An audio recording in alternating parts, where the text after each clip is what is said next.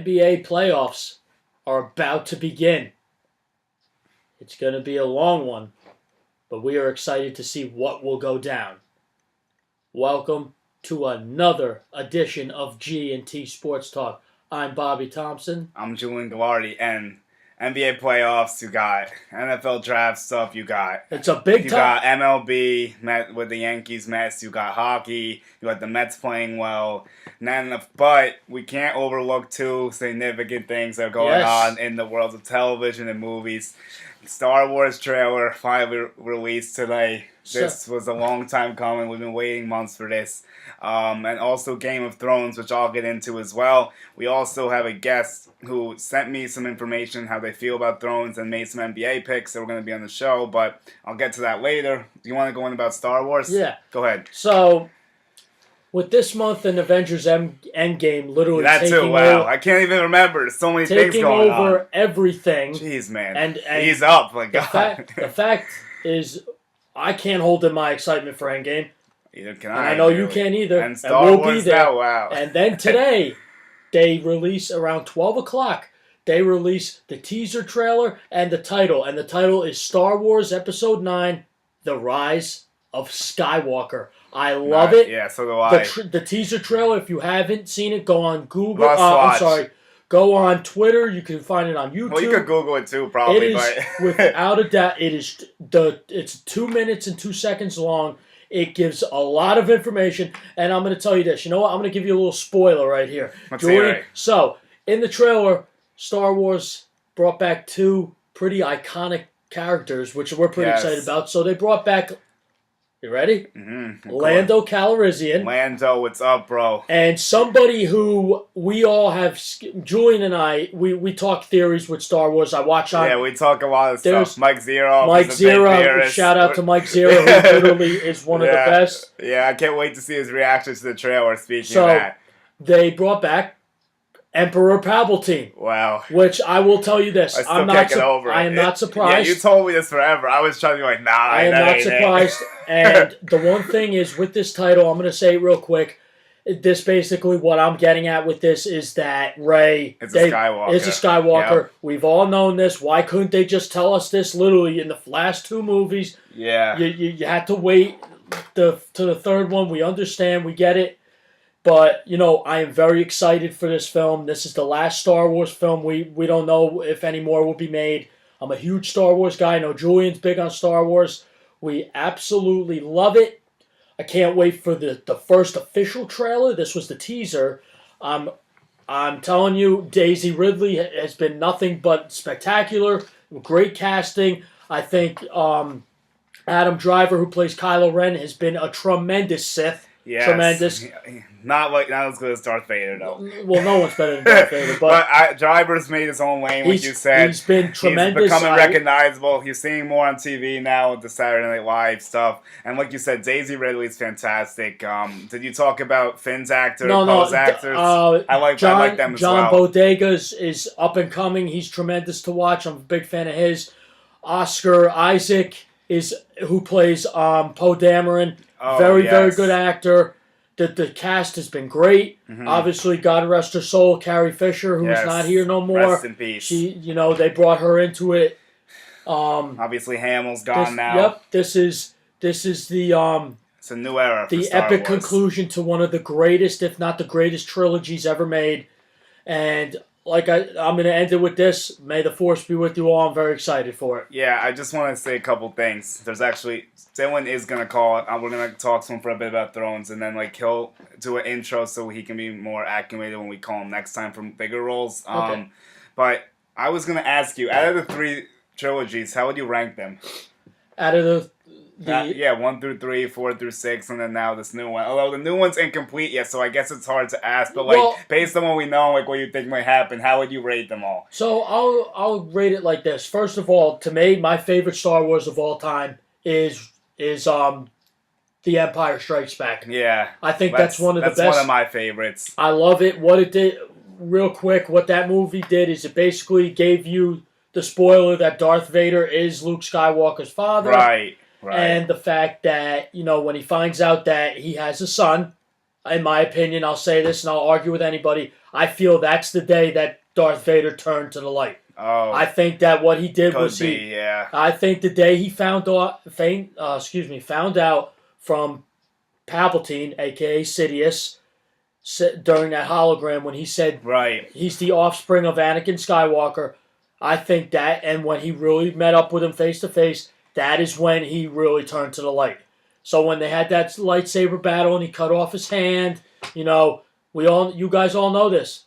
Anakin Skywalker got his hand cut off too. Right, very symbolic there, and ironic. And the thing is, like I said, when he found that, in my opinion, I feel once he heard the offspring of Anakin Skywalker, the darkness inside of Darth Vader turned to light, and he just masked it. You saw it in Return of the Jedi. Yes. How literally you see how Sidious controlled him like this, because Darth Vader is the strongest man in the galaxy. Right. He's the most feared, the most hated.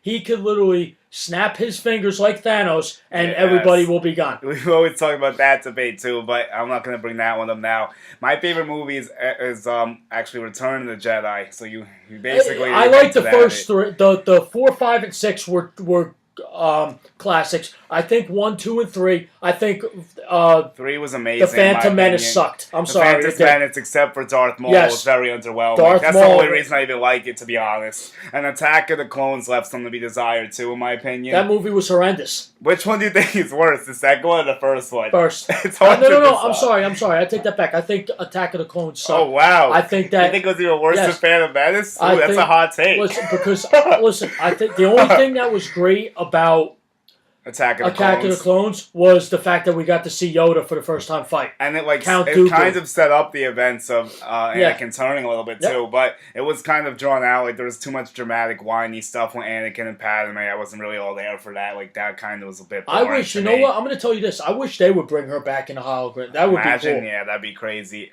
I feel like she could have definitely contributed more, but my favorite trilogy is the first one. Obviously, it's a classic. It's the best one. Right. The only thing I didn't love Episode 4. I'll say that's not one of my favorites by any means. But New Hope. Yeah, that was to me also. But 5 and 6 make up for it because they were so good. It levels out. It picks up 4 in my opinion. I think in 4, you know what? It was just nobody knew what it was. That's true. We look at it differently now because it's way in the future. But when that movie first came out, I'm sure it was groundbreaking and it was a big impact. So the first trilogy is my favorite. I'm gonna say the second, this new one is better than the first trilogy. I'm gonna rank them 1, 2, 3. Like the 4 through 6, my favorite. 6 through 9 is my second favorite. Now 7 through 9, I say. And then my least favorite is 1 through 3, which is probably real. I mean, I wonder how other people feel about this. I think you kind of agree with that order, right? Yeah, I agree. I will tell We'll see how it happens with 9. I think the story's not complete yet, obviously. I think that they really did a good job. And The Force Awakens was tremendous. Yes, I agree. The Last Jedi I liked, but it's not. It left me disappointed. It really did. The Force Awakens was fire, though. I agree. The thing is, too, when you bring back an iconic series such as Star Wars, like they did, it was a great entrance to return. Like J.J. Abrams has done nothing but make it tremendous. Yeah, they brought him back. Was better, he didn't direct. 8, right? He didn't direct. Yeah, the Last Jedi. He didn't direct that. He produced it. He directed this. This is his vision. He did The Force Awakens, and you saw how good it did. It made over $1 billion. Yeah. In my opinion, you made it. If your movie is great, in my opinion. I'm a big movie guy, too. Yeah, you're more than me. So, if you make it big, I'll give you this. I think in my opinion, one of the greatest trilogies, not only with Star Wars, is the Dark Knight trilogy. You see what Christopher Nolan did? There you go. He brought a character that was dying in Batman and turned it into a $1 billion movie. Some of his movies in the Dark Knight, Batman Begins and the Dark Knight Rises, all made over $1 billion. If you make over $1 billion worldwide, that's a big step. That's a big step.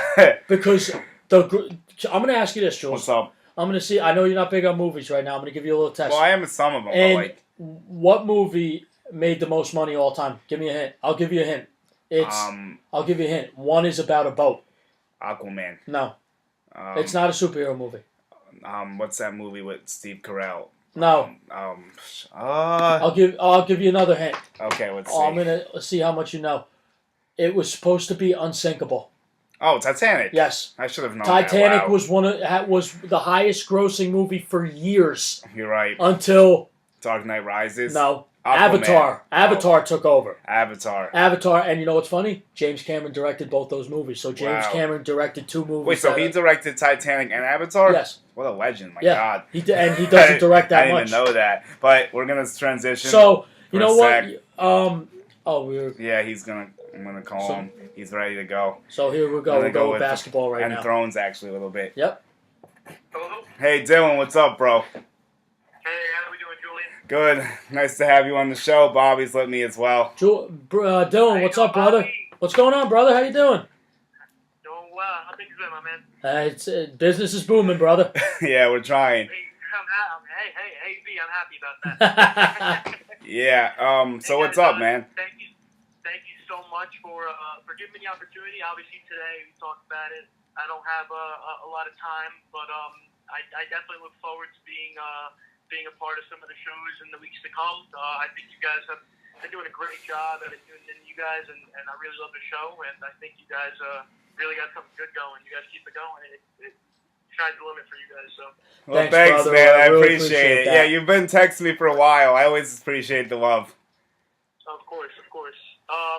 Anything you want me to give a quick synopsis of before I head out? Again, I just wanted to say hi to everyone that you guys got, and let them know, hey, but guys, by the way, I'm Dylan. I'm actually from Oakland. Yep. Boys. Oaktown. Yeah, from the Oaktown. I did some football back in the day. Mm-hmm. You you dominated some football. Yeah. I do enjoy. I love talking about football. Basketball is another big one for me. Hockey and baseball not as much, but I definitely will be in for the basketball NBA talk obviously today and coming up, and then the NFL draft and all the offseason stuff to come. I'm looking really forward to all that because one, we have a lot of things going on with the NBA with LeBron not being a part of it, and what's going to happen with, in my opinion, all the views that the NBA is going to get throughout the playoffs, and what's going to happen with the teams, and what movement we're going to see after the season. I already have it booked that Golden State's going to win it. I don't know about you guys. Yeah, I mean, I gotta agree with you at this point. It's just chalk. I mean, it's boring, but I can't see anything else happening. They're just too stacked. Exactly. And I also feel like in the NFL, when it comes to the NFL side, we're going to have a lot of good debates. I mean, we got Bobby, the goat over there. With the he's beating us up every year. Yeah, we got Sammy Darnold and the Jets coming up. Yeah, try to ride that hype train. They look like they're going to own the division for 10 years after Tom Brady retires. But yeah, they look like they're looking good, and then we have my team, the Rebuilders. Yeah. Hey, Dylan, you're gonna love your new head coach. Oh yeah, I know we're gonna love our new head coach. I already love him. I've been actually doing some homework on him and his game plan on defense and what he likes to do, and the type of players that he likes is the type of players I like. That's cool. What he says all the time: big, fast, and can tackle. He loves those kind of players, and that's what I want to see on the football field. So I'm really looking forward to that. I'm hoping that either this year or next year, doesn't matter to me. I know this year's a rebuilding year, but hopefully one of the next 2 years we get a solid foundational quarterback for our team. Yeah. And other than that, I mean, we have solid players. But anyways, I do gotta go. I just wanted to give you guys a little hey, and I hope that today's show goes great. Which I mean, you guys are running it, so it definitely is. Fill in my picks, and also King of the North. Let's have some good fun for Game of Thrones. All right, guys. Wait, who do you think's gonna get it for Game of Thrones? Tell him quick before you go. Oh, okay. All right. Yeah. Let me go. All right. So I think what's gonna happen. Just to give you a rundown of what I think will happen throughout season 8. Okay. I think Jaime Lannister will kill his sister Cersei and his lover. Mm-hmm. I think it'll be where he has to kill himself in order to do it. Whether it be through the poison that was used in order to kill his daughter, or whether it be he has to somehow throw himself off of a cliff or something with her. I don't know, but I think he has to kill himself in order to kill her. Interesting. I think that I think that Daenerys and Jon Snow realize that they got the whole aunt and nephew thing going on, so they stop all that. But Yeah. they do realize that they still need to stay together and figure things out. And win this war that they're having, not only with the Night King but with Cersei. Mm-hmm. I think they do win. I think that Jon Snow becomes the king of the North. Daenerys becomes the king of Westeros. Arya will become a gold cloak in Westeros, the first ever woman gold cloak in Westeros. And I think that that Sansa will become the queen of the Vale. The reason why I think that, I just want to say real quick, is because she was in the Vale for a short period of time, and she has some relationships with who was in the Vale, so I think that she becomes the queen or the lord of the Vale. Wow. Well, yeah. And also this last one, Tyrion. I think Tyrion becomes the hand of Cersei. The hand of Daenerys. And then with Jon Snow, I think you're gonna have Sam Tarly definitely be his right hand man and be the hand. Wow, I actually like a lot of that stuff you're saying. Once you hang up, I'll tell you how I feel about some of it. But Okay. I like a lot of it. Like, it's gonna be interesting. I can't wait to watch it. Bobby doesn't watch it, but like I'm with you. You know what? I believe the hype. I know it's a good show. I've watched a few episodes here and there. I just never really, You never went all in. I got into it. There's only a few shows that I've really got into, and one of them is The Sopranos. So I was, but There we go. You're a Sopranos type of guy, Bobby. Yeah, you are. I never watched that, so there we go. Like, so that's how we're different, I guess. Yeah.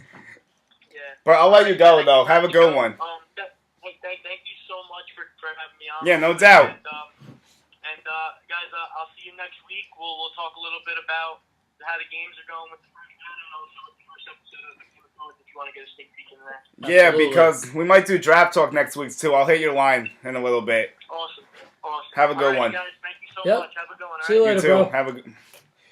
All right. Well, that was a fun call, and we look forward to having him more on the show. Absolutely. That was He's a good kid. Yeah, we've always liked Good him. guy. Background, like he said quickly, we grew up playing football with him for a couple of years. He was a great wrestler. So I wrestled with him for many years, and then he took his talent to St. Joe's, and unfortunately we couldn't have him at Hills, but he was a great athlete, though, and he's very insightful and very plugged into the NFL and NBA. And the one thing I like is I like people who are just all around good people, and that's what he is. He's a good person. I like that a lot. So I wanted to comment on some of the Game of Thrones stuff. I know this is a little boring stuff for you, but I just want to say that I agree with some of what he said. I think that I just love. I don't know what's going on. no, this is like me with Scott does hockey sometimes. Yeah, so I think that Cersei has to die, and I agree with you said that, but I'm not sure if I think Jaime's gonna kill her. I'm not sure if he'll kill himself. The little guy? Yeah, no. He's Tyrion. I think Tyrion is my dark horse to actually take the eye or throw it. I think he has a chance to hold up everything when it's all said and done. But I don't think that Jon Snow is going to survive. I think he actually dies, so maybe becomes a White Walker. I think, again? Yeah, I know he died before. Exactly, because he's vulnerable. Like that's my point. Like I don't think he's going to last. He is a strong warrior and everything. Daenerys, I think, is my favorite to actually get the Iron Throne, so I agree with that. I think she's going to last. Emilia Clarke, great actress, also in Solo Story, which I enjoyed. I didn't even realize that's the later on, but yes, she's cool. But and then also I think Sansa dies. I don't think Sansa survives. I think she's too weak for the war. I think Arya survives, and I could see what Dylan said actually happening. That is a very hot take, but Arya's going to do something very important to me. And then Bran, he made an interesting theory that I actually think makes a lot of sense. He said that he thinks Bran's going to exert too much energy killing the dragon that the White Walkers converted. So if he does that, it'll be a heroic sacrifice. And then the king... I think the Iron Throne's going to be Daenerys, I think. And then I think Tyrion's my dark horse. Those are my two picks. Yeah, so I'll move on. We can talk about stuff you actually know now. But Game of Thrones is big. A lot of people excited. Sunday at 9 o'clock. It's a big episode. I'll be plugged in. Can't wait to see it. Everyone's going to be going crazy. And actually, the NBA dropped the Game of Zones videos. Remember those videos that would show you? They dropped one today about Jimmy Butler wanting out. It was hysterical. Like, those videos are really funny. But anyway, back to the playoffs. So, we did have someone... Oh, let's see if they want to call in about the Nets. Let's see. Oh, wait, hold on. All right, so Erik wants to call about the Nets, and Okay. I'm going to say he can. Let's see. That's going to be the first series we preview because it's the most relevant series. It's right here in our backyard. Nets, great season. Congrats. Yep. Knicks, not so much. That's why I'm wearing a Philly jersey right now. Trust the process, baby. Hopefully that ends it for the Nets. But big Joel Embiid fan. I liked him since he's been in the league. I've had this jersey for almost 2+ years now. I also have a Ben Simmons, but we'll see if he wants to call. But before he does, let's go over some awards quickly that I think are relevant to your team that we were talking about before the show. Because I think the most improved player can come down to your guy, D'Angelo Russell, and then Piasco from the Raptors. Is what it looks to be a two-man race for that. And then the coach of the year, I think your coach has a great case. Absolutely. But I'm actually going to say Doc Rivers gets the coach of the year. Okay. But actually, I don't think either. Actually, hold up. Doc Rivers is my pick, and your pick is Atkinson's.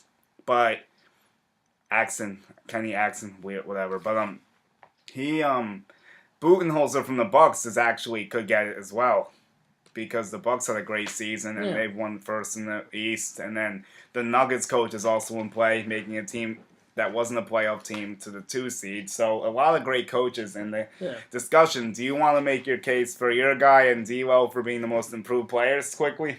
Well, yeah. Well, you see what he's done. He basically took a team in the Nets that basically has been a clown show of the league for the past few years and has made them relevant again. Ever since we got him in the trade, what has he done? He's been nothing but successful. Yeah, so I'm going to tell you, the coach has done a fantastic job. Because the Nets haven't been to the playoffs since, I think it's been 2013, if I'm not mistaken. Yes, I think you're right. So it was might have been the same time for us, actually. Yes, it is. You're right. Wow. And that is when we Sixers, sold the farm and got Paul Pierce, Kevin Garnett, and Jason Terry. So, all those draft picks with first rounders that Boston ends up picking. It's I'm very, very pleased with what happened. Growing up a Nets fan, I used to go to Nets games all the time at Continental Airlines Arena, Izod Center. For those of you who don't know now, that's what it used to be. That's how old we are. So, I'm going to make my case. Listen, D'Angelo Russell has changed the Nets for the better. Mm-hmm. He's not a problem. You used to hear about him in L.A., what was it? Swaggy P the whole cheated thing on? With the girlfriend saying this, saying that. Listen, he came over to Brooklyn, put the bullshit aside. It's okay. and now you see what he can do. Yes. He's proving that he can lead a team. Yeah, he can. And he's perfect for the Nets. He's what the Nets needed. I watch him, and he's making these shots. He's all excited. He gets everybody riled up at the Barclays. I'm telling you, here's my case. I think the team in the beginning was slow. They got hot at the end of the year when you needed to. They're in the playoffs. I don't know how far they're going to go. I don't think maybe they can win a few games, but I don't think they're going to go that far. However, I think that it's a successful year. You took a team that has been horrendous, has been garbage, a dumpster fire for years, for the past 6 seasons, and have turned them into a playoff team. I applaud you. That, in my opinion, deserves Coach of the Year. You took a team that was nothing, a bunch of dumpster fire players, put them together, got a guy, D'Angelo Russell, who has a high upside, and turned them into a playoff team. That, to me, deserves to be credited. It does. So, D'Angelo Russell, everything you have done, my friend, you deserve credit as well. You deserve that title.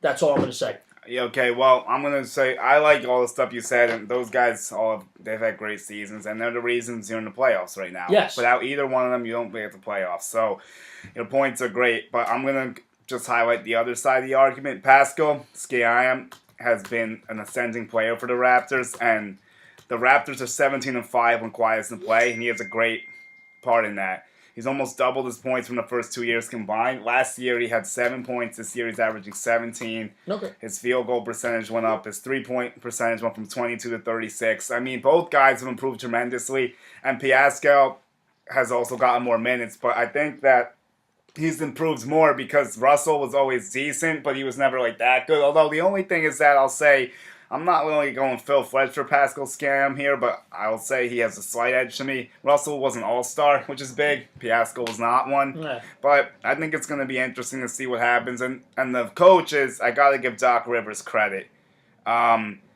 Because he took the Clippers without any all-stars, and he put them in the playoffs. And he held the 8th seed after they traded their best player. Mm-hmm. Tobias Harris was their best player, and we both predicted when that happened they would not make the playoffs. I thought they would flounder at that point. He kept them afloat. They made the playoffs by 5 or 6 games, a wide margin, maybe even more, honestly. Yeah. And I think Doc has done his best coaching job he's ever done. So I think that's why I would give it to him. But it's a tough debate because there's a lot of great coaches this year. Yeah, and you know what? It's really up in the air. It's really, really cold. We got Erik calling in. So yeah, but Erik. Yo. What's up, brother? What's going on? We're just hanging in. We were just talking about Coach of the Year, Most Improved Player. He was talking about D'Lo, your guy Atkinson, and I was talking about the other arguments with Pascal and Doc Rivers. But we're also talking the series a little bit. You obviously know which way I'm going, and you might, and Bobby actually might agree with me, but just tell us the other side of the coin, like how you think the Nets will pull the upset, and maybe someone besides D'Lo we should look out for. So, obviously, D'Lo's a big threat, but I think the Sixers are going to do a good job of, keeping him under control. But I'd say, if we can get some good supporting cast out of our guys like DeMar Carroll and the rookie Rudy on Kurucs, if they can hit some threes, really take some pressure off D'Lo having to pull up from the 3-point line. Other than that, I mean, Spencer Dinwiddie can be a little streaky. I think if we have him playing how he was right before the injury mid-season, I think he could be a tremendous, help and addition to our team. But the big thing is going to be, locking up Joel Embiid, and I think the only way we're going to be able to do that is if we can get him somehow into foul trouble. But other than that, I expect to see the boys coming out there hot and getting busy. Pull up from the 3-point line, Joe Harris. We got some good players on the team. Indeed we do, my friend. Yeah, and also Embiid might not play game 1. I don't know if you knew that, but that might also help you guys in the beginning. I'm not sure how serious the injury is, but he's doubtful for game 1. And I actually think your boy Jared Allen could take advantage of that. Yeah, he's got to get busy too, and he's definitely athletic. He's got a little bit of a thin frame, so it gets me a little worried. Embiid's in there, he could push him around a bit. But yeah, if we can take advantage of this game and let's just say Embiid's out, I think we have a real good chance at this series. Yeah, I think you obviously got to win one of the first 2 games, in my opinion, because I don't think you could go down 2-0. I know you guys, your home court's been getting better. I see more fans coming to the games now. I know the D-Wade game was crazy. That was a sellout, obviously. I'm sure the playoff games will be ruckus. I'm also going to ask, do you plan on going to any of them? What are you thinking? I'd love to get myself to the Barclays Center and check out one of the games. Ticket prices are pretty crazy. Yeah. If I'm feeling good that day and I'm feeling like we're gonna get a win, I might pull the trigger. To be honest with you. Yeah, I mean, I know it's a tough ask and Brooklyn's far. I was just curious because I know you've been to a couple of games this year. You're a big fan. Yeah, absolutely. I mean, Barclays Center is definitely a great arena, and I think for the playoffs, I'm expecting a good crowd, especially being that they're playing the Sixers and it's not too far of a trek. Yeah, I think you'll definitely see some Sixers fans in there. Maybe I'll pull up for a game. It depends what's going on because I really want to see them play. I've never seen them, so I'm really interested in it. But like you said, it is a bit much and it's far, so I don't exactly know. But we'll see what's up, man. Yeah, no, I'm definitely very pumped for it. I'm pretty sure the game's tomorrow at 2:30, so I'll be definitely looking forward. Yeah, are you guys the first game tomorrow, or are they starting 1 at 12? I don't know that, but if I had to guess, maybe we'd be the first game. 2:30 sounds pretty early, but yeah, you might be. 12 also sounds pretty early too. I don't know. Yeah, because I think it'll probably be 4 games tomorrow. I might be able to check quickly. I don't know how much time you have. You're probably busy or whatnot, but I know you want to talk Nets. Like when I talked to you about this, you told me Nets or football, so I was happy to have you. I thought this was a perfect situation. Oh, absolutely. I appreciate you guys having me. Thanks. Absolutely. And you're actually okay. I can confirm it. You guys are the first game, so you can get charged up for the first playoff game at 2:30. I like that. Yeah, it should be good. Well, Erik, thanks for calling in. We'll talk to, actually, before you go, one big thing. Next week, we're going to do some draft talk, so if you're feeling up to it, we'll have some more call-ins for that. Yes. You know, Bobby's going to want to talk up his Patriots, so I'm sure he'll enjoy having you on. His Patriots, too. I know. Well, I was just saying, like, yours, Yeah. his, you know. Absolutely. Me and Bobby will definitely bounce some ideas off each other. We're usually on the same page. So. Absolutely, brother. All right, well, we'll see you soon, and good luck tomorrow. All right, thanks a lot, Jules. Thanks, Bob. Yep, no problem. Have a good one. See you later, brother. Later, guys. So he made some good points. I thought that was a good breakdown of it. Absolutely. Because he's very plugged in. He's been to a few games, so I really wanted to get his feedback on it. He gave great feedback. Yeah, he did. Always does, man. Yeah. So what do you think? So you said a few games. Like best case scenario, how do you see this going for your boys? I'm going to tell you this. You know what? And they're in a tough spot. I think obviously. I'm going to tell you this. They're going to win a game or two, but I'm sorry. I'm going to be a realist here. I think that the Sixers are going to take it. I really do. The Sixers are just too good, even without Embiid. They're still pretty solid. So, Yeah. however, I gotta ride that. I think D'Lo is going to play tremendous. I think it's going to be a problem. Literally, to stop Embiid, literally everything Erik just said is 100% spot on. Yeah. You want to beat them, you better get Embiid in foul trouble. That's the only way. Yes. I can tell you. So, great. I love that. Good job, Erik. Yes, good stuff, Erik. We enjoy your call. Yeah, Dylan had his take on it too, which I'll share, and then we'll go on to the next series probably. Yeah. So he says Sixers in 5, which could be true. I'm actually going to say Sixers in 6. That's my prediction. I think Sixers I think you in guys 6 get is 2 really, games, especially if Joe's missing 1 or 2. Yeah. Like, you guys can maybe get one of those. Like, last year we saw that he missed the first game and the Heat won, but then they went on to win 4 straight. That's the scary part about that. Yeah. And the other thing is that last year, the Sixers didn't have Jimmy Butler and didn't have Tobias Harris, and now they have those guys. So it's a better team without him. JJ Redick, your boy, is obviously a big X factor. He can still pull up from anywhere. So that'll be a fun thing to watch. And Dylan says Sixers in 5. Butler has a great series, 25-5-5, which I can see happening. It's honestly, those are my X factors. Butler and Tobias Harris, the lights are shining. You guys haven't really done much in the playoffs. You haven't had many chances, so let's see what you guys are about. Yep, we'll see what happens. So moving on to the next series, I think this one's a walkthrough. Raptors and Magic. Oh, gee. This is going to be tough to talk about. It's going to be a sweep. Best case, the Magic win 1 game, but I'm not even going to give them that, I don't think. No. I'm going to say Raptors in 4. Yeah. And Dylan made some great points about this one, too, that I think you're going to agree with. Let's Kawhi see. gives the city a whole new playoff vibe. So he thinks they're a sleeper team in the Eastern Conference, and he thinks they're going to make the finals. Ooh, wow, okay. And I think that he's onto something with this. I'm not gonna go too far ahead, but I'm gonna say the Raptors will make the Eastern Conference Finals. Wow. So I think Raptors make the Eastern Conference Finals, and I think they run through the Magic very easily. The Magic haven't been in the playoffs since the days of Dwight Howard and JJ Redick. It's been a long time for them. Yeah. This team is not ready to play the Raptors. They're gonna face a bust all up north. They're gonna be down 2-0. I mean, maybe if they get lucky, they can win at home, but that's about it. And the Raptors are going to have no problem at all. No, absolutely not. It's going to be a cakewalk. Okay, so another potential cakewalk, and then we'll get to the maybe best series in the East. Let's go through Bucks and Pistons first, because that could be another mismatch. You know, the MVP debate we're going to talk about, and I believe you told me before the show Giannis is your guy for MVP. Hell, absolutely. I'm going with James Harden still. He scored 36 a game. I can't deny that. I know Giannis is a stud, and they're first in the East, but I got to give it to Harden.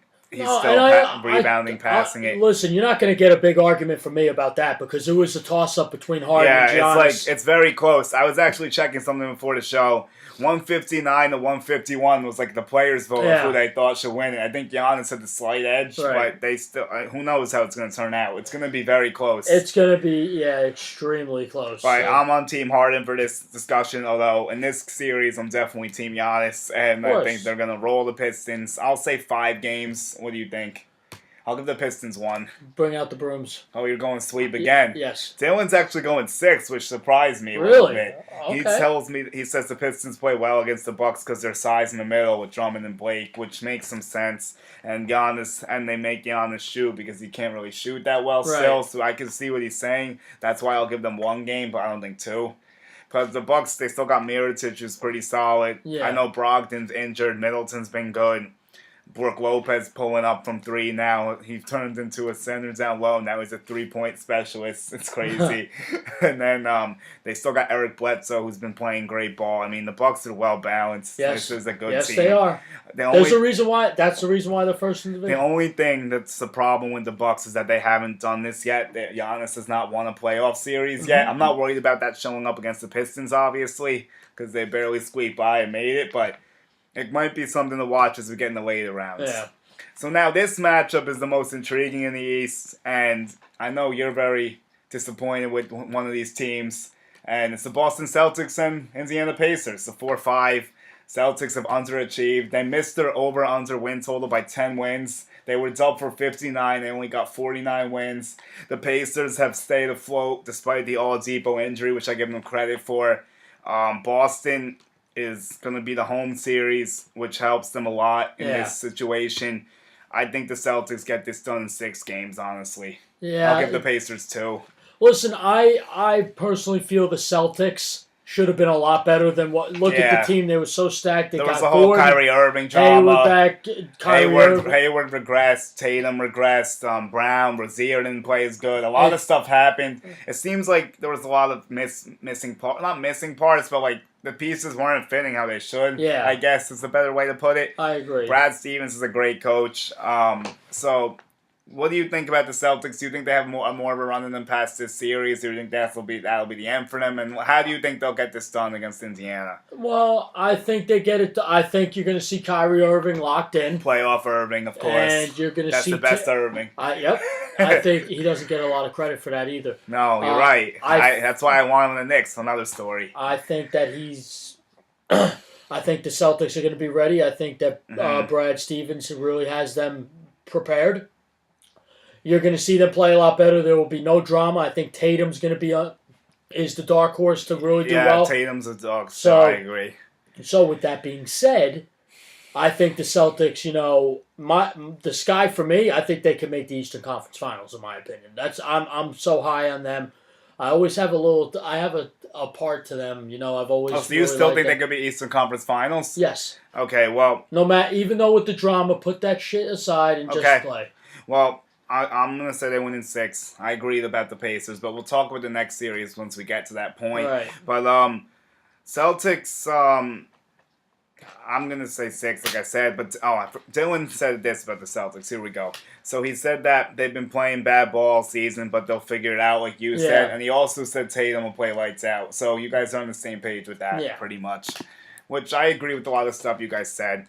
So that's the East. Do you want to go West first round, then we go back to the semis, or do you want to just go through the whole East? How do you want to do this? Just go through the whole East. Okay, so East we got. Then if these matchups turn correct, it'll be 76ers versus what team? I'm missing 76ers versus Celtics. No, Celtics will versus the Bucks, and the Raptors will versus the Sixers in this situation. Yeah. And I'm gonna say the Sixers pull the upset over the Raptors.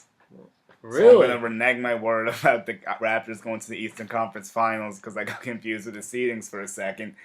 And I'm going to say the Bucks get it done over the Celtics. I think yours are both going to be different than mine, honestly. But I don't think the Celtics can get by the Bucks. I think the home court's going to hurt them. I think Giannis is going to take over for the Bucks, even though he hasn't done this yet. Yeah. The one thing that concerns me is that Stevens may have a game plan for Giannis, and as he's done with Ben Simmons in the past, and he does very good job of messing up Ben Simmons, and they are similar players, although Giannis is more explosive and he's done more in this league, and he averages more points, obviously. Right. But I think the Bucks' complementary pieces are actually enough to get it done, even if Giannis gets limited. And I think that the Celtics, you'll get good Tatum and you'll get good Irving, but I'm just not sure about the other pieces right now. I mean, Al Horford is Al Horford. That doesn't change. Yeah. I'm really more worried about the Roziers and I guess the Jaylen Browns. They haven't seemed to found their footings. Also, big thing, Marcus Smart might be out for a while. Yeah. That's a big factor. He's the glue to that team. He's that grinder. He's the one that gets loose balls. He gets them fired up. I think that's a big factor that some people might be missing about Boston if he's not playing. So I say Bucks get it done. And do you want to refute me? Because you did say the Celtics are going to make the Eastern Conference Finals. I just think that the Celtics, once they're on, they could beat anybody. You know, They definitely have the talent on paper. Yeah, Marcus Smart. Yeah, the injury is going to be a problem. However, they'll find a way to get past it. The next man up mentality in Boston, and trust me, playoff Boston, you don't want to be. Trust me, an opposing team in the playoffs against Boston teams, and I think you know that, Jules. So, wow, listen, I will tell you, I'm just going to say, the Bruins got worked, that, which makes me happy. But all I'll say is this: I think the playing. Celtics' ceiling is high. I think that they're going to really come together and really play well in the Eastern Conference Finals. Is their ceiling? I'm not going to say farther than that because they got a steep hill to climb. So. Right. So. We'll say so. You have them in the Eastern Conference. Yeah. So you think Raptors are going to beat Philly, and then it'll be Raptors Celtics, or do you think Philly could get it? I think Philly's going to get it done. Oh, you're actually with me on this. Wow. I'm going to go with Philly getting it done, and I'm just going to tell you this. I'm going to give you this right now. You ready? What's up? I'm going to go out on a limb. Let's hear it. And I'm going to say that Philly wins in 7 to go to the finals. You know what? I agree. I think it has to be a 7-game thing if they end up doing it. No one's getting swept, and it's all point. 7 games. At this point, yeah. I mean, I think Bucks can win in 6, in my opinion. Yeah. And then I'm going to say Philly gets it done because that starting 5 is too good not to, in my opinion. They have the best starting 5 in the East. The only problem is the Raptors' bench is better. And the Sixers coach worries me down the stretch, but I think the talent will prevail. Joel Embiid has to be fully healthy, obviously. If he's not out there, Raptors get this done. Yeah. And then Ben Simmons has to be steady and make sure he's consistent and he's not disappearing late in games. He might have to be better. Well, not might. He has to be better at the foul line, which is also problematic. But hopefully he figures it out.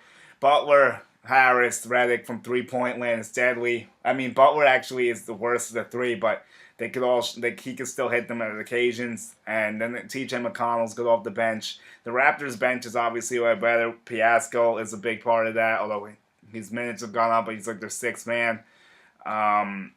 But yeah, I mean, I think the Sixers are ready. I think they built this team to do this, to make the finals. This team is ready now. Butler and Harris could walk at the end of the season. They have to go all in right now. They don't know what's going to happen. Free agency is a crazy thing in the NBA. No one knows anything yet. Although we think we know things, but that's for a later date. So we agree the process is going to the finals and the East. Yes. Okay. So in the West, we have some series. We're going to go through the boring ones, and we'll get through the exciting ones.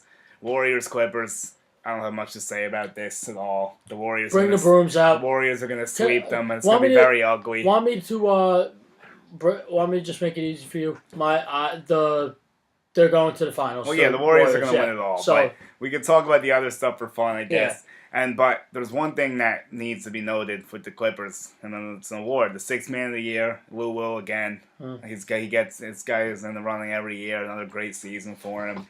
He just pulls up from anywhere. He gets better with age. The guy's insane. Like fine wine. Yeah, Lou Will for 6th man, like Drake said. A 6th man like Lou Will, and that still sticks to this day. So I'm trying to think about some other awards quickly while we do this.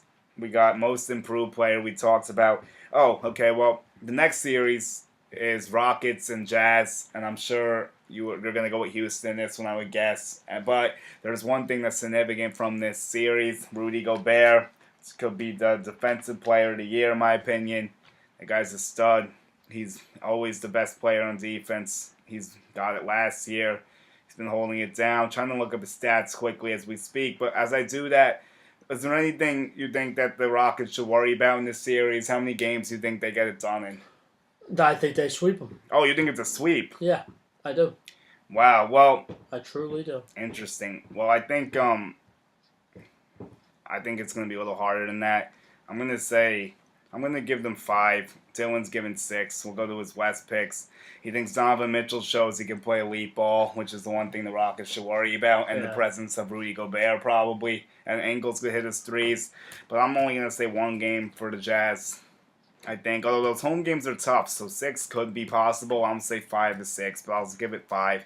Rockets are locked in. This is a team that was barely denied last year, and they missed by 1 game. And I think you could agree with me that they would have demolished the Cavaliers if they were able to play them in the finals. It was very upsetting that Chris Paul went down with a 3-2 lead. The timing could not have been worse. The Rockets were ready. They had the moment was theirs. They had the game at home. Everything was going to be set up.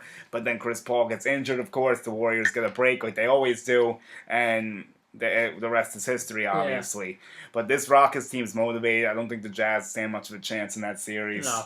And that's going to be that for the most part.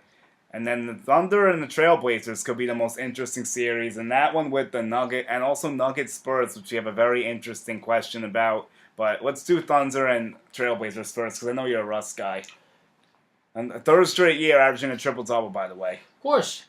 The guy's I wouldn't expect anything less. Unbelievable how good he is. And I think that they're going to win. How many games you got? 5. That's too low, brother. I'm going to go 7. I think the series is going the distance. Really? Portland is tough. I know they had a disappointing ending last season. Dylan actually thinks that, and I could see this happening, that Dame Lillard is going to end up demanding out once they lose. And that the Thunder, he thinks Thunder in 6. I think 7. The Thunder have a little more here. There's 2 problems for the Trailblazers. Nurkic got injured with that gruesome injuries. Their center, he's out for the year. Yeah. Steven Adams is going to demolish the paints for the Portland Trailblazers. Yeah. He is going to ravage it. Also, he's going to be a presence at the rim. He's going to be blocking shots, pulling down rebounds. Adams is going to be a huge problem for the Trailblazers. It's going to be something. And then Paul George is going to get it going. And then Russell Westbrook's going to do his thing. There's only one issue with Russ, which we'll get to. The 3-point shooting needs to improve. Yeah. That's the only problem he has. I agree. But he rebounds, he passes, he scores, he drives the basket. He does it all. I mean, and he'll get through Portland. I'm not worried about that. But it's going to be a little tough, I think. It might be a case where all the home teams win. Although the Thunder are the 6th seed, so they're going to have to steal a game in Portland, which they're capable of doing, obviously. And last year, Portland got swept. Yeah. That's why Dame Lillard is going to be motivated. He's going to be a problem. I think he's going to give the Trailblazers a very good chance. Yeah. CJ McCollum's going to have to play good ball. But ultimately, Thunder will get this done. Yeah. Okay, so we have a big question about Raptors and Nuggets. Let's see. Okay, perfect. So, Robbie asks about Raptors Spurs.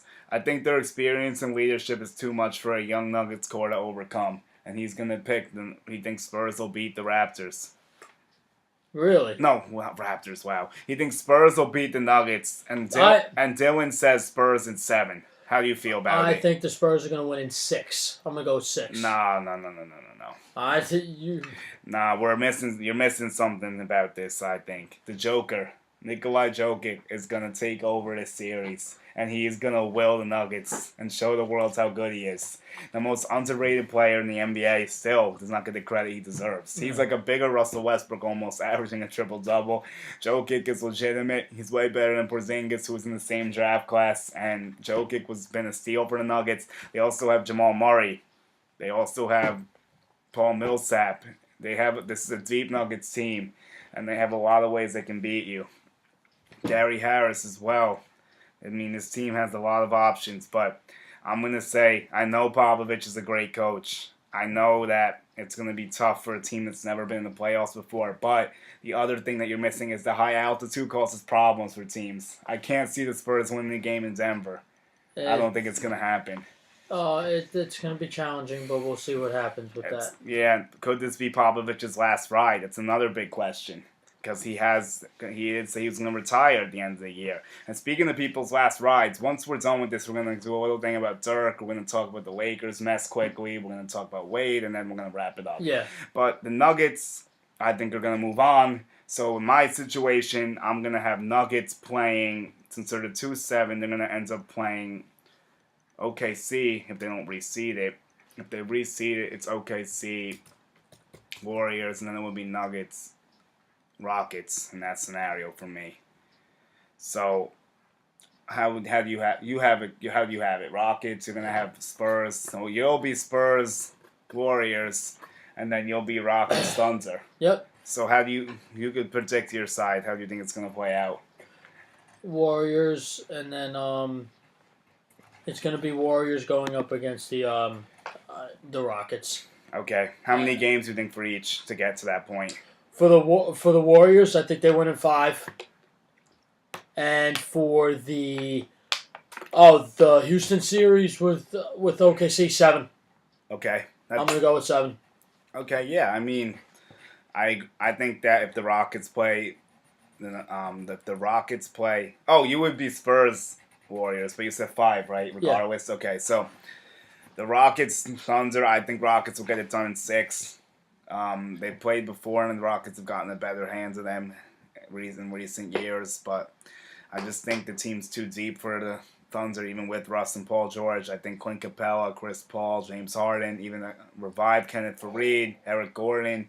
That team has a bunch of players. It's impossible to beat them at home. They run it up. They score a lot. I don't think the Thunder could keep pace. And I think that it's going to be a fun series if it happens.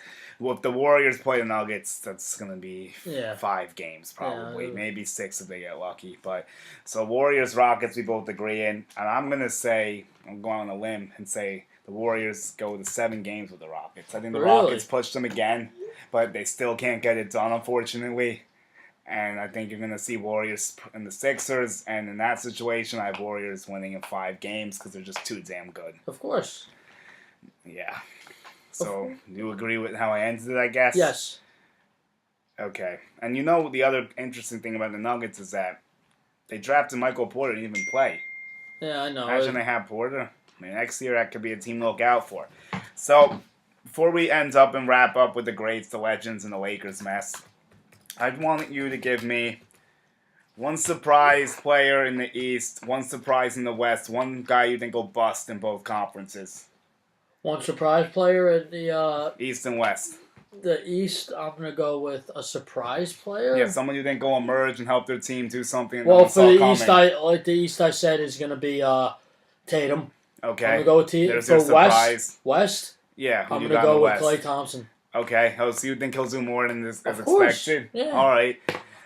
And bust. Yeah, give me a bust in both conferences. Someone that's gonna underperform, like DeMar DeRozan, like Kyle Lowry, like they used to do, like someone like Carmelo Anthony at times did in the playoffs, like someone that just like completely just doesn't show up and like is a shell of themselves in the regular season. Okay.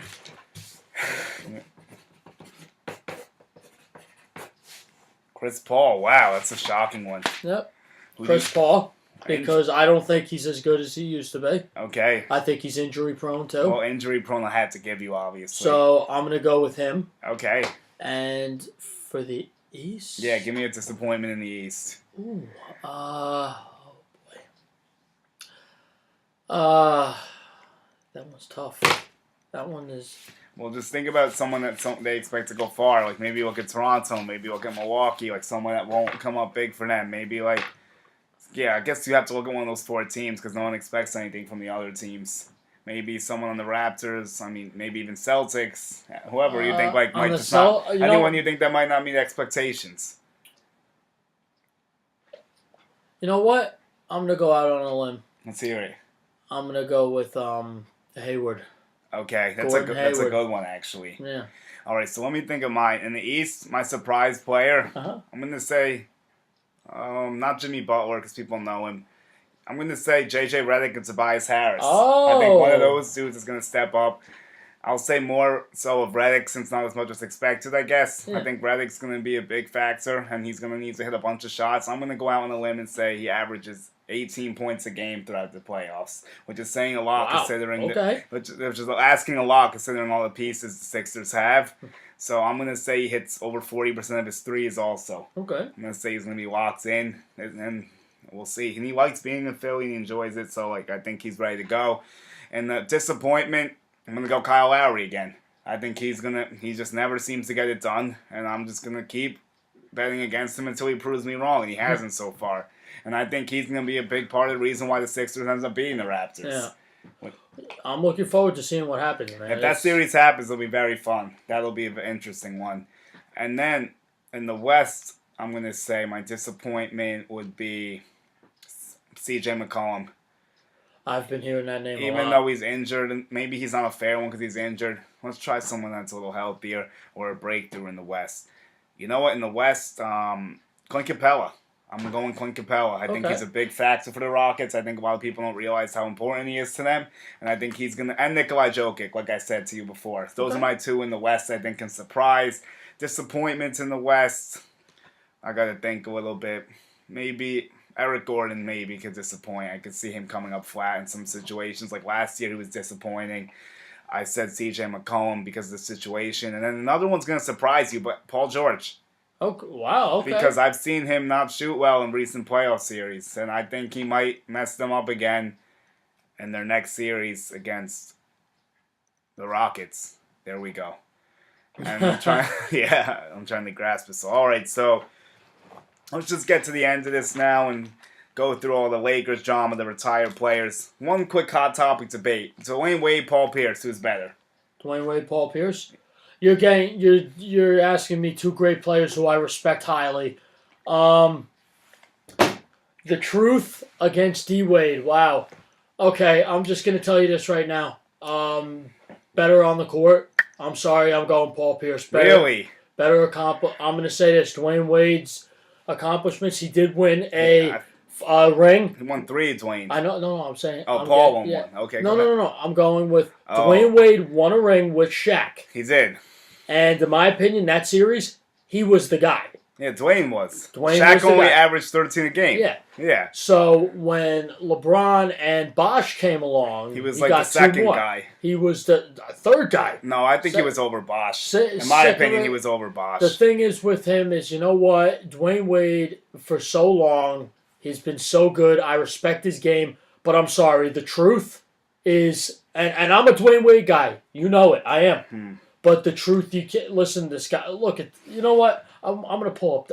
I have them if you want them. I can say them quickly. I want to look this up. I think Dwayne's better, by the way. I think you already know. But of course. So I'm going to tell you this right now. Paul Pierce, his career. He played 1,343 games. He averaged 19.7 per game. His field goal from 3 is 36.8 for your career. I think that's pretty solid, don't you think? Yes. His free throw percentage 80.6. I want that to be a little bit higher. I thought it would be, to be honest. Oh, would I? But listen. Rings talk. So Dwayne Wade has 3. This guy has 1. Mm-hmm. That's part of my argument. I don't know. You know what? I'm not gonna change my mind. Yeah, you can still stay with Paul. Paul Pierce, he took this. You want to know something? They're similar in a way. They're very similar. This is a great question, Jules. Great question. Who's better, Paul Pierce? I had to bring it up because it's been a hot topic lately. You haven't seen that Paul Pierce called out Dwayne and said he was better than him. That's why this is all being asked now. It's all over Twitter. There's videos and stuff. People are getting on Paul's case. Listen, I wouldn't have called out Dwayne Wade, especially. I didn't think it was necessary. That's why I'm upset about this. I also think he's not better, but I'll tell you why. I'm going to tell you. I think it's a slap in the face to D Wade because he's a first ballot Hall of Famer in my opinion. Paul's a Hall of Famer too, obviously. Of course, they're both first ballot Hall of Famers. Let me explain something to you. He's got 3 rings. You got 1, but I'm sorry, your career. Look at all these 10-time All-Star, 4-time All-NBA All-Pro. He was Finals MVP in 2007, 2008. He was an NBA champion. He's all-rookie team in 98 and 99 season. So, you know what? And this guy is one of the deadliest shooters I've ever seen. That's the one thing. He's sharp That's shooter. the one thing that's different. But I'm going with Wade because he's averaged 3 points more in his career. He also averaged more assists. The rebounds are basically the same. In the playoffs, he also averaged more points. And the 3-ball was very similar, believe it or not, percentage-wise. I'm sure Paul made more because he shot more. And Pierce probably hit more big shots, like you said. But Wade, 8 All-NBAs. That's compared to 4s. 13 All-Stars compared to 10 All-Stars. I think that's why I'm going with Wade. Well, Scoring champ, too. You see the scoring yeah, champ? you see all these. He's 13-time All-Star, 3-time A lot of stuff NBA for champ, Wade. all defensive team, 3-time. Okay, he was Finals MVP as well. what was it? That's the All-Star game MVP. All-Star That doesn't mean much to me. That's whatever. 8-time All NBA. That He's a means scoring something. champ in 2008, That obviously 2009. means something. You know, all this really is great accomplishments. You see this right here. His he was Dwayne Wade in my opinion he was really not really the best shooter. No, he wasn't. That's the one distinction. And you see the foul shot 70 to Paul's 80. So actually, that was the career 76.5. But it's all he wasn't as good a foul shooter or a 3 shooter. But obviously. listen, I'm just gonna go with They're both studs, obviously. Paul Pierce and Dwayne Wade are so very similar. So it's very hard to pick. I'm a Dwayne Wade guy. I do like Paul Pierce, but I'm just going to go with Paul Pierce due to he was a sharpshooter. He was deadly. You know, he did win a ring. A team that Boston hasn't won in a long time. They won. You know, Miami, with what Wade did in Miami, basically, in my opinion, what Dwayne Wade is to the Heat is what Derek Jeter was to the Yankees, and what nice comparison there. And what Tom Brady is to the Patriots, and what I'll give you some movie references. What Charlie Conway was to the Mighty Ducks. Wow! So, how about Paul Carew to the Mean Machine? Yes. How about the Mike Airbud. I'll just play around now. So, like I said, he is Mr. Miami Heat. When you think of the Wade Heat, County, you think of Dwayne Wade, D Wade, you know, Father Prime. It says on 305, here. baby. That's all Wade. All I'm going to say to you is this: he did go to Chicago. That was not memorable. He went to Chicago last year. He was on the Cavaliers. But Paul bounced around a little bit too. I mean, you saw the Wizards, the Clippers. I mean, Paul did some bouncing. Obviously, is what you guys didn't live up to it. But Paul Pierce is the Celtics. Wayne Wade's the Heat. The other teams don't matter. Yeah. That's how that is. I'm still saying Wade, but that's a fun debate that's been going around the nation. So I had to bring it to our show. And now there's 2 more things and won't be done soon. Dirk Nowitzki. We got to get hats off to Dirk. What a career this dude had. Dirk. He might be better than both of them, to be honest with you. And he's 6th all time in scoring, Dirk. Dirk Nowitzki, I'm just going to pull these up right now. He played 1,522 games. He averaged 20.7 per game. Yeah. His field goal percentage, 47.1. Which is amazing. His threes, 38, which is pretty high. Yeah. Free throw percentage, 87. Very good. It's for a big guy, too. Yeah. The first big to truly shoot the 3, I'll also add. You see all these big shooting 3s? That doesn't happen if this dude doesn't do it. Yeah. Who else shot the 3 before Dirk that was his size? I'll tell you, no one did. And also, his rebounding was very good. He was a big man, so he's different than the other 2. But 6th in all-time scoring, 31,000 points. This dude's a savage. Not only the best international player ever, but one of the best to ever do it. And Mark Cuban said he's getting a statue outside the stadium, rightfully so. His number's getting retired, the whole 9 yards. Dirk is going to be a Mav and NBA legend forever. Absolutely. 14-time I'm going to miss All-Star, watching him play. 12-time, me too. All NBA team. He was 2006, 2007 MVP. He is a champion. Yep. 2010, 2011. He was a Finals MVP there. What a great and storied career. I congratulate you, Dirk. Yeah. It is well deserved. You played the game the right way. You never caused trouble. You were the face. And here's another thing. When you think of the Mavericks, you think of Dirk Nowitzki. Oh, yeah. The same way. Down. I'm not going to go into it like again. The Wade I just Heat. did. Yep, Wade Heat, Tom Brady, Here, Patriots. Celtics, all that. Celtics, you think of the Lakers, you think of Kobe, you think of Magic. Yeah. You think of the Yankees, you think of Derek Jeter. Right. So, with all this, Dirk... what you've done for the game of basketball is second to none. He's made it impact worldwide, not just in the United States. You have been nothing but a success. I congratulate you on a well-deserved retirement. Mm-hmm. You know you will be missed in Dallas and how many seasons did he play? His first season was 99. He's played almost 20 years. Almost 20 years. It should come up on here. Yeah. What's it say? So his first season was 98, 99. Yeah. Yeah. So he basically played 20 20 years. years. 20 years. The other thing about Dirk is that the most insignificant thing he did is that finals. We talk about finals like it's nothing, but he took down the big three in Miami when they were down 2-0, and he won the finals MVP. That's probably one of the biggest championships of our generation that was won. It was one of the most stunning of championships that was won. No one was thinking the Mavericks any shot. They were not the favorites by any means, but Dirk Nowitzki came through. LeBron James didn't. And now we will transition to LeBron James and this Lakers mess quickly. Also, LeBron James is 4th on the all-time scoring list and Dirk is 6th, so all this is tying together now. So, before the show, I talked to you about Magic Johnson. He steps down. LeBron James in Lakerland, they try the whole Davis thing. But before we get to that, LeBron James, 27.5, 8.5 boards, 8.5 assists, still. In his 16th season, he's putting up these numbers. And the Lakers came nowhere close to the playoffs. A big part of that was because he only played 55 games. But 2 questions, I guess. What do you think is their future? How do they fix this? Is there a way out? And then the second thing is, why do you think Magic stepped down? And were you able to pull up his record? How long was he with them? And, like, what's that background story like? Well, he obviously traded you guys D'Lo, which was a huge mistake. That's one indictment against him of many. Well, I will answer your first question. Why? The one thing about the Lakers is I think when LeBron James hurt his groin, I think that's when everything went downhill. They were the 4th seed before that happened. I think that their bench is horrendous. I think that it's just weak. You can't do it by yourself, and literally he was the entire team. Lonzo Ball, in my opinion, is nothing but a bust. I'm sorry. Yeah, he is. I think that he... Not good. No, not good at all. So I will say... The only person I think gives them respect is Kuz, honestly. Yeah. And maybe Brandon Ingram, but even he doesn't live up to what he was supposed to be.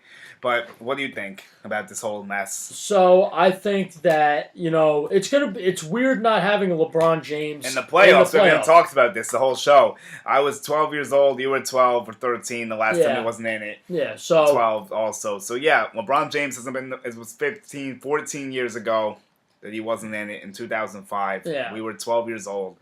The playoffs without LeBron's weird. 8 straight finals, too. All high school and college, LeBron was in the finals. And this is going to be crazy not seeing him. And Dylan made a good point. Do you think the ratings are going to suffer without him in it? I do. I think he's a ratings booster. I think, everyone wants to see LeBron James in the big game and see if he can win another ring because everyone thinks he wants to chase Jordan. And that's not the story this year, obviously. He's sitting home. Listen, when he went to the Lakers, I understand why he did it. He lives in L.A. However, there's nothing around him.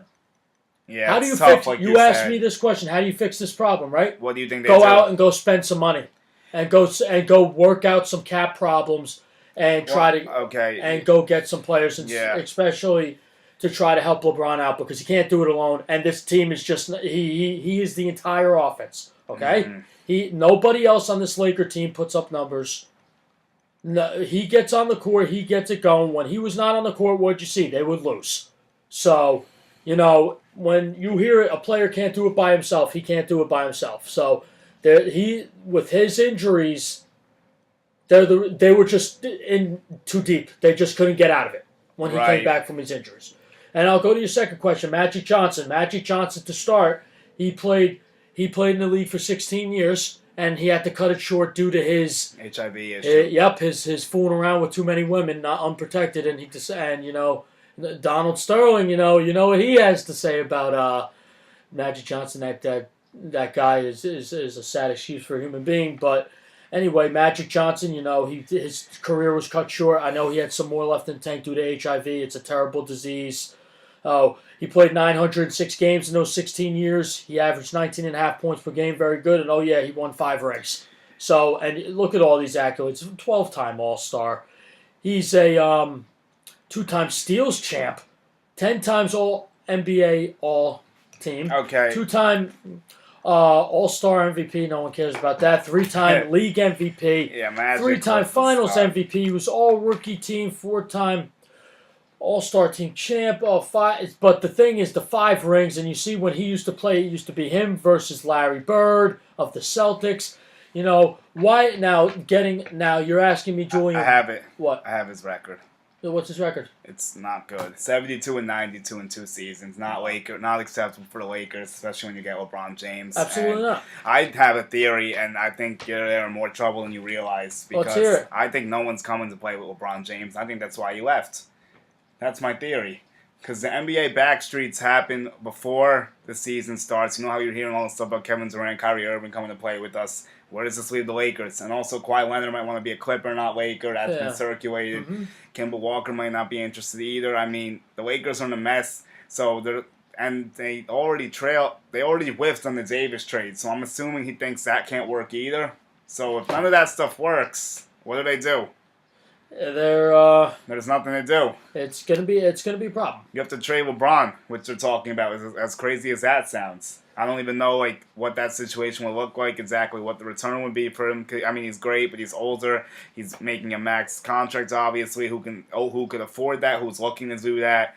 You know, a lot of people don't want to play with him anymore. That's just how it is. No, people are getting tired of his act. It's too much attention on him. It's a circus. He's very selfish now. He's not a team guy anymore. He's all about himself. He'll ship the coach out. He'll ship a player out who doesn't like him. And it's not going to work like that anymore. He's 35 now. He's still great, obviously. But in this NBA today, the way the Golden State Warriors are and everything, there's no way you're beating a team by yourself anymore. Nope. You need at least one guy, if not two, to help you. To get it done. And you need your bench. The guys, the replacements who give the stars rest time, you need them to score points too, and obviously the Lakers definitely did not have that. No. So I think that's about all we have time for today. This show was crazy. We had a million things to talk about. Yes, we even did Star Wars, Game of Thrones, and everything. I mean, it's really incredible, but there's one hot take that Dylan wants to share, and I actually agree with. And tell me if you agree with this one. He thinks that the Game of Thrones episodes will get better ratings per episode than the NBA Finals Super I knew Game. that was coming. Yes, I agree 100%. You think so? The whole world has been waiting for the winter is coming. Winter is coming. Woo! Only 2 days, baby. So 48 hours. Let's go. I agree. It's 100%. 100%. I agree. I was like, I like that take. But all right, that's all we have time for today. Follow us at GT Sports Talk. Subscribe to us. The next time you'll see us, probably be yelling about the Yankees because that's a disaster. I don't even know what's going on now. I'm actually scared to look, honestly, at this point. We're up 4-3. Okay. Wow, Hap. All right. Well, all right. Let's just get out of here. Yep.